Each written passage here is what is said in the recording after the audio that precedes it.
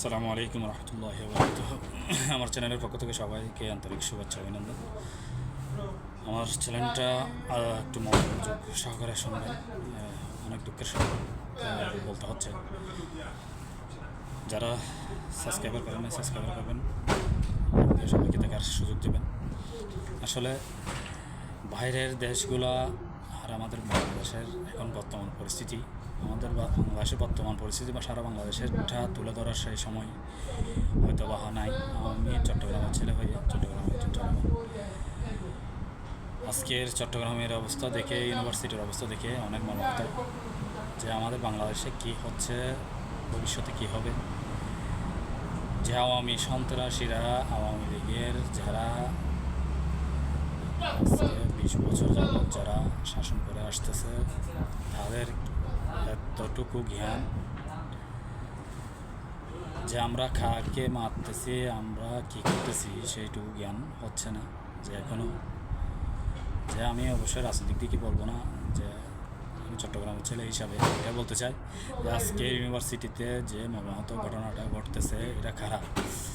এই ভার্সিটিতে যারা আছে এরা খারাপ, আর স্থানীয়রা যারা আছে, যারা এই নির্যাতনের পক্ষে গিয়ে নির্যাতন চালাচ্ছে সামান্য একটা বিষয় নিয়ে,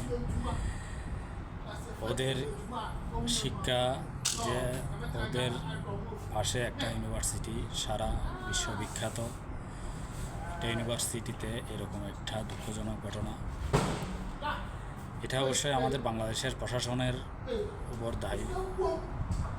প্রশাসন, আমাদের বাংলাদেশের প্রশাসনটা এমন হয়ে গেছে যে প্রশাসন কার পক্ষে কথা বলবে এখনও সিদ্ধান্ত নিতে পারতেছে না।